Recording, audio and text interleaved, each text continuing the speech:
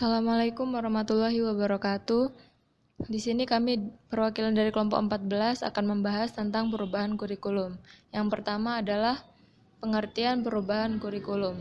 Menurut Suetopo dan Suemanto, pengertian perubahan kurikulum agak sukar untuk dirumuskan dalam suatu definisi. Suatu kurikulum disebut mengalami perubahan bila terdapat adanya perbedaan dalam satu atau lebih komponen kurikulum antara dua periode tertentu yang disebabkan oleh adanya usaha yang disengaja.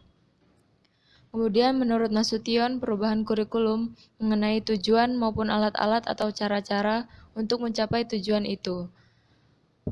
Mengubah kurikulum sering berarti turut mengubah manusia, yaitu guru, pembina pendidikan, dan mereka-mereka yang mengasuh pendidikan.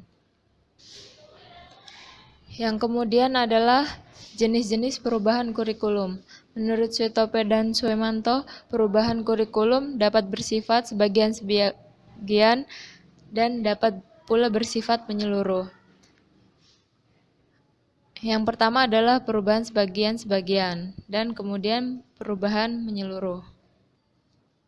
Adapun perubahan faktor-faktor kurikulum, yang pertama adalah faktor psikologis, yang kedua tuntutan masyarakat, yang ketiga politik atau kebijakan, yang keempat adalah perkembangan iptek, dan yang kelima adalah historis dan sosiologis. Yang selanjutnya yaitu tentang strategi perubahan kurikulum. Yang pertama yaitu mengubah seluruh sistem pendidikan yang hanya dapat dilakukan oleh pusat, yakni Depdikbud, karena mempunyai wewenang penuh untuk mengadakan perubahan kurikulum secara total. Yang kedua yaitu mengubah kurikulum tingkat lokal, kurikulum yang nyata, yang real, hanya terdapat di mana guru dan murid berada, yakni di sekolah dan dalam kelas. Yang ketiga yaitu memberikan pendidikan in-service dan pengembangan staf. Dianggap bahwa kurikulum sekolah akan mengalami perbaikan jika mutu guru ditingkatkan. In-service training dianggap lebih formal dengan rencana yang lebih ketat dan diselenggarakan atas instruksi atasan. Dan yang terakhir yaitu dahulu pemilik sekolah mengunjungi sekolah untuk mengadakan inspeksi dan memberi penilaian terhadap guru dan sekolah. Kemudian tentang sebab-sebab perubahan kurikulum, yaitu misalnya pada tahun 30-an sebagai pengaruh golongan progresif di USA.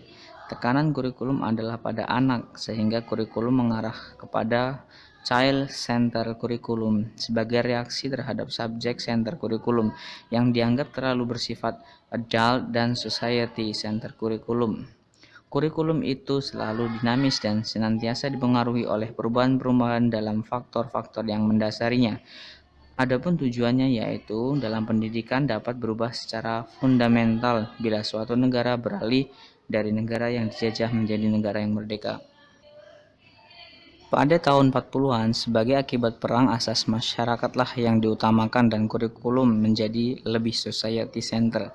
Pada tahun 50 dan 60 sebagai akibat Sputnik yang menyadarkan Amerika Serikat akan ketinggalan dalam ilmu pengetahuan. Para pendidik lebih cenderung kepada kurikulum yang disiplin center, yang mirip kepada subject center kurikulum.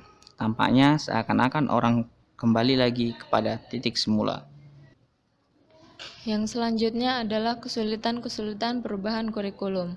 Guru itu hanya diharapkan mengikuti instruksi atasan. Pembaruan kurikulum kadang-kadang terikat pada tokoh yang mencetuskannya. Dengan meninggalnya tokoh itu, lenyap pula pembaharuan yang telah dimulainya. Dalam pembaharuan kurikulum ternyata bahwa mencetuskan ide-ide baru lebih mudah daripada menerapkannya dalam praktik. Oleh sebab itu, harus melibatkan banyak orang dan mungkin memerlukan perubahan struktur organisasi dan administrasi sistem pendidikan. Kemudian kesulitan yang kedua adalah pembaruan kurikulum sering pula memerlukan biaya yang lebih banyak untuk fasilitas dan alat-alat pendidikan baru yang tidak selalu dapat dipenuhi. Tak jarang pula pembaruan ditentang oleh mereka yang ingin berpegang pada yang sudah lazim dilakukan atau yang kurang percaya akan